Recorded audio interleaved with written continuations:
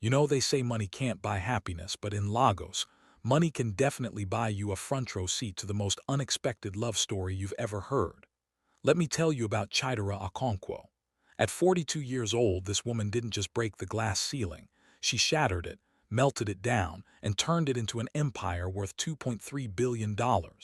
Real estate mogul, tech investor, the kind of woman who walks into a boardroom and grown men straighten their ties. But here's what the business magazines don't tell you. Behind all that power, behind the designer suits and the penthouse views, Chidera was lonely. Now, let me introduce you to Emeka.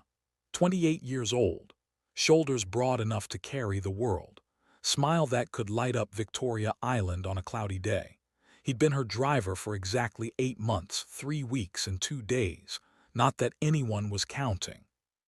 Every morning at 6 a.m. sharp, Emeka would pull up that sleek black Mercedes, open the door with a respectful nod, and drive Chidera through Lagos traffic like he was navigating a dance floor. Professional, polite, perfect, too perfect. But on this particular Tuesday morning, everything changed. Chidera had an 8 a.m. meeting with international investors, the kind of meeting that could add another 50 million to her portfolio. She was already reviewing contracts in the back seat when she noticed something odd. They weren't taking the usual route. Emeka, her voice cut through the silence like a knife through butter. Where are we going? In the rearview mirror, she caught his eyes, those deep brown eyes that she'd been trying not to notice for 8 months, 3 weeks, and 2 days. Ma, please trust me, just this once. The audacity, the absolute audacity of this man. Chidera's perfectly manicured fingers tightened around her leather portfolio. No one, and I mean no one, disobeyed her. She'd built her empire on control, on precision, on making sure every detail bent to her will. Emeka, turn this car around immediately or you're fired.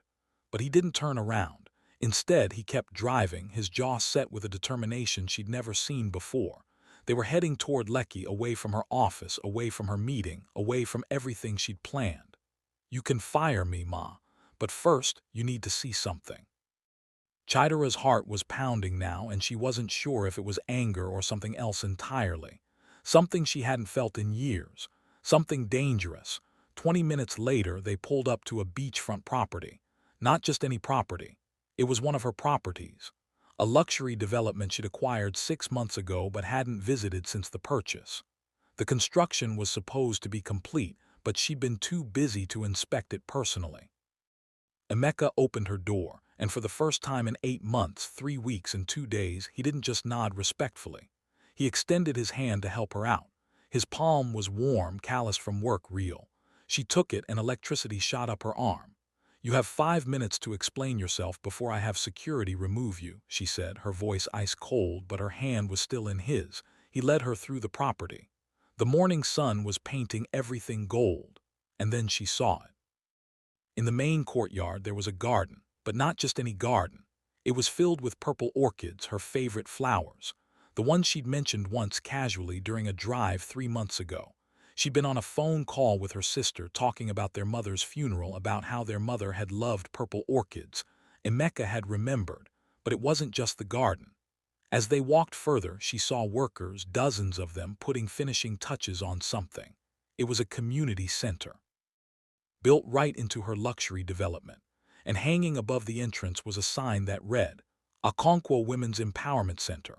What is this? Chidera's voice was barely a whisper now. Emeka turned to face her, and there was something in his eyes she'd never seen before. Not fear, not deference, something equal, something that saw her not as a boss, not as a billionaire, but as a woman. For 8 months, I've driven you everywhere. I've listened to your phone calls, your meetings, your dreams. You talk about making money, about building your empire, but the only time I've ever heard real passion in your voice is when you talk about helping young women get opportunities. So I did something. I contacted your head of development. I used my savings as a deposit. I convinced them to let me oversee a project within your project. This center will provide free business training, mentorship, and resources for women in this community. Chidera felt something crack inside her chest. This man, this beautiful, infuriating man, had seen her, really seen her. You used your savings. You went behind my back. You made me miss my meeting. Her voice was shaking now, but not with anger, with something much more complicated. "Yes, Ma, and I know you need to punish me for it." There it was, hanging in the air between them, punishment. But the way he said it, the way his eyes held hers, made it clear they weren't just talking about employment consequences anymore. "Absolutely right," Chidera said, stepping closer to him, close enough to smell his cologne mixed with honest sweat. "I do need to punish you, come with me." She pulled out her phone and made 3 calls. First, to her assistant, "Cancel everything today, everything." Second, to her head of development, "The Lekki property, I want full reports on the community center project. And I want Emeka's savings returned to him immediately. The company is funding this project fully." Third, to her personal attorney, "Draw up a new contract, I need it by this evening." Emeka looked confused, but he followed her back to the car. This time she slid into the driver's seat. "In," she commanded. "Passenger seat." He obeyed, and she loved the way he looked sitting there, usually confident but now uncertain. She liked him uncertain. She drove them not back to the office, not to her penthouse, but to a private property she owned in Ikoyi, a place no one knew about, her sanctuary. The house was stunning, modern African architecture with floor-to-ceiling windows overlooking a private garden. She led him inside, and he was looking around like a man who just realized he might be in over his head. "Good. Do you know what you've done, Emeka?" She circled him slowly, like a lioness circling prey. "You've made decisions about my property without my permission. You've made me vulnerable. You've made me feel something I haven't felt in years." "Ma, I'm not finished." She was close now, so close she could see his chest rising and falling with quick breaths. "For 8 months, I've been trying to ignore the way I feel when you open that car door. The way my heart speeds up when I catch you looking at me in that mirror. The way I've been going home to an empty bed, dreaming about what it would be like if you were there instead." His eyes went wide. "Chidera." It was the first time he'd said her name. Not Ma, not Madam, just her name. And it sounded like honey and thunder all at once. "You wanted to know your punishment." She reached up and loosened his tie slowly, deliberately. "Your punishment is that you're going to spend the entire day here with me. No phones, no interruptions. And you're going to tell me every single thought you've had about me for the past 8 months, 3 weeks and 2 days. You counted the days too." His voice was rough now, thick with want. "Every single one." She pushed his jacket off his shoulders. "I'm a woman who's used to taking what she wants, Emeka, but I need to know, do you want this? Do you want me? Because once we cross this line, everything changes."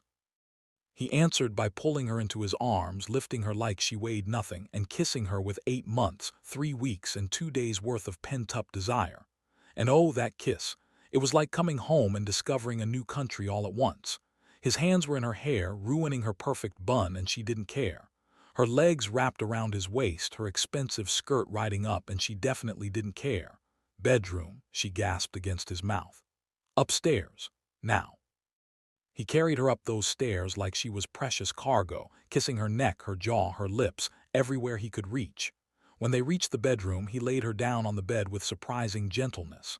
"Wait," he said, and she almost screamed in frustration. "I need to know something first. This isn't just physical for you, is it? Because for me, it's not. For me, this started the first day when you didn't talk to me like I was just a driver, when you asked my opinion about that property in Abuja. When you remembered my mother was sick and gave me time off without me even asking. I'm in love with you, Chidera. I have been for months." Her heart stopped, then started again, beating a rhythm that felt like his name. "You love me," hopelessly, completely, "even though I knew it was impossible, even though you could have anyone." She pulled him down to her, framing his beautiful face with her hands. "It's not impossible, and I don't want anyone else. I want you, the man who sees me. The man who built me a garden of purple orchids. The man who's brave enough to disobey me when he knows I need it." What happened next was magic, pure magic. He undressed her slowly, worshipping every inch of skin he revealed. His hands were rough from work but gentle with intention. He traced the curve of her shoulder, the dip of her waist, the fullness of her hips, murmuring about how he dreamed of this, how she was more beautiful than any fantasy. When she reached for him, unbuttoning his shirt to reveal smooth, dark skin over hard muscle, he groaned like a man in prayer. They learned each other's bodies like a new language, one that needed no translation. Every touch was a word, every kiss was a sentence. Every gasp and moan was poetry. She'd had lovers before, men who were intimidated by her power or men who tried to compete with it. But Emeka was different. He matched her.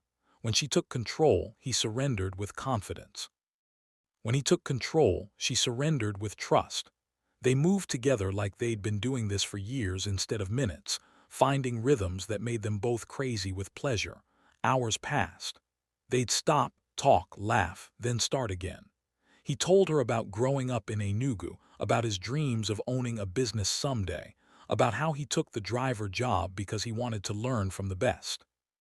She told him about her loneliness, about the pressure of being the only woman in rooms full of men who doubted her, about how she'd given up on love because she thought no one would want a woman who was too successful, too strong, too much. Not too much, he said, kissing her temple as they lay tangled in sheets that smelled like love and possibility. You're exactly right. You're everything. As the sun began to set, painting the room in shades of orange and gold, Chidera reached for her phone. The contract she'd requested was waiting in her email. She showed it to Emeka. "What's this?" he asked, scanning the document. "It's a partnership agreement. I'm making you the director of the Okonkwo Foundation, my new charitable arm. You'll oversee the Women's Center and develop similar projects across Nigeria. Salary of 20 million naira per year to start with performance bonuses. Company car, housing allowance, full benefits. You'll report directly to me." His eyes widened. "Chidera, I can't accept this. I'm not qualified. I don't have the education, the experience." "You have vision, you have heart, you have the courage to stand up to a billionaire when it matters. That's worth more than any MBA. She sat up, suddenly serious. "But here's the thing, Emeka. If you sign this, you're not my driver anymore. You're my partner. In business and in life, if you'll have me, we'll face criticism. People will say you're using me. They'll say I'm your sugar mummy. They'll say terrible things about both of us." "Them talk," he said fiercely. "I don't care what anyone says. I love you. I'll love you whether I'm your driver or your partner or anything in between." "Then sign it." He did, with shaking hands. And then he signed something else she pulled out, a private agreement, a commitment. Not marriage, not yet, but a promise to build something real together. That evening they went back to the Lekki property. The workers had gone home, but the garden of purple orchids glowed in the twilight. They walked through it hand in hand, and Chidera felt something she hadn't felt in decades: peace. "You know what the ironic thing is," she said, leaning against him. "You disobeyed me to show me something I needed to see. You broke my rules to remind me of my purpose. That's not really disobedience. That's love." "You're saying I'm not actually punished," she laughed, that full-bodied laugh she so rarely let out. "Oh, you're absolutely still punished. You're sentenced to dinner with me tomorrow night, and the night after that, and the night after that. In fact, I'm thinking this is a life sentence." He pulled her close, kissing her under a sky full of stars. "I'll take it. Best punishment ever." 3 months later, the Okonkwo Women's Empowerment Center opened to massive fanfare. Chidera and Emeka stood together at the ribbon-cutting ceremony, her hand in his, facing cameras and critics and everything in between. Yes, people talked. The blogs went crazy. Billionaire Chidera Okonkwo and her boy toy. Is this true love or a transaction? The sugar mummy of Lagos. But they didn't care. Because every day, Emeka proved he was there for more than money. He turned down luxury gifts, insisting on earning his own way. He challenged her in meetings, bringing fresh perspectives that made her businesses stronger. He loved her in the morning when she was grumpy, in the evening when she was stressed, and late at night when she was vulnerable. And Chidera, she learned to let someone in, to share her empire instead of ruling it alone, to accept that being loved didn't make her weak, it made her stronger. 6 months after that first disobedient drive, on another Tuesday morning, Emeka picked her up in that same Mercedes. But this time when he opened the door, he got down on one knee. "Chidera Okonkwo, you taught me that real power isn't about control. It's about lifting others up. You've made me a better man, a better leader, a better human being. Will you let me spend the rest of my life trying to make you as happy as you've made me?" She said yes before he even finished the question. Yes to the ring. Yes to the life. Yes to the man who dared to disobey her and in doing so had set her free. Their wedding was the event of the year. A perfect blend of traditional and modern, held at that same Lekki property where their love story truly began. In her vows, Chidera said something that made everyone cry. They said I could buy anything with my money except love. But the truth is, love isn't something you can buy or own. It's something you build. And Emeka, we've built something extraordinary. In his vows, Emeka said, I was hired to drive you places. But you drove yourself into my heart and made a home there. You're my destination, my journey, and my greatest adventure. Now, 5 years later, they run the Okonkwo Empire together. She's still the CEO, still fierce, still brilliant. But now she has a partner who matches her fire with his own. They have 2 children, a boy and a girl, who are already showing signs of being just as stubborn and passionate as their parents. And every year on the anniversary of that disobedient drive, Emeka takes Chidera back to that garden of purple orchids. They walk through it hand in hand, remembering the day everything changed. You regret it, he always asks, falling for your driver, and she always gives the same answer. I regret nothing. You taught me that the best things in life come when you're brave enough to break your own rules. So here's what you need to know about love. Sometimes it comes in the form you least expect. Sometimes it comes from the person you thought you were supposed to command, not cherish. Sometimes the best punishment is actually the greatest gift. Chidera thought she was punishing Emeka for disobedience. Instead, he taught her that love isn't about obedience or control. It's about 2 people seeing each other truly, matching each other deeply, and choosing each other completely. And that, my friends, is how a billionaire fell in love with her driver.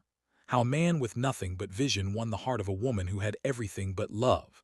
And how breaking the rules led to the most beautiful life either of them could have imagined. Sometimes the best stories aren't about money or power. They're about 2 hearts brave enough to cross the lines that society draws, bold enough to create their own definitions of love, and strong enough to build an empire not of wealth, but of devotion. That's the real lesson here. Not about sugar mummies or age gaps or any of that nonsense people talk about. It's about recognizing love when it shows up, even if it's wearing a driver's uniform. It's about having the courage to say yes when your heart speaks, even if the world says no. It's about understanding that real partnership isn't about who has more money or more power. It's about who has more courage, more vision, and more love. Chidera and Emeka had all 3. And that's why their story isn't just hot or sweet or interesting. It's revolutionary. It's the kind of love that changes lives, builds communities, and reminds us all that when you stop trying to control everything and start opening your heart to possibilities, magic happens. So the next time someone tells you that love has rules about age, about money, about who should be with whom, remember this story. Remember that the woman who had everything found her greatest treasure in the man who had nothing but himself to give. And that was more than enough. That was everything. Because at the end of the day, love doesn't care about your bank account, your job title, or what society thinks. Love only cares about truth. And the truth is, Chidera and Emeka were always meant to find each other. He just had to be brave enough to disobey her first, and she had to be brave enough to let him.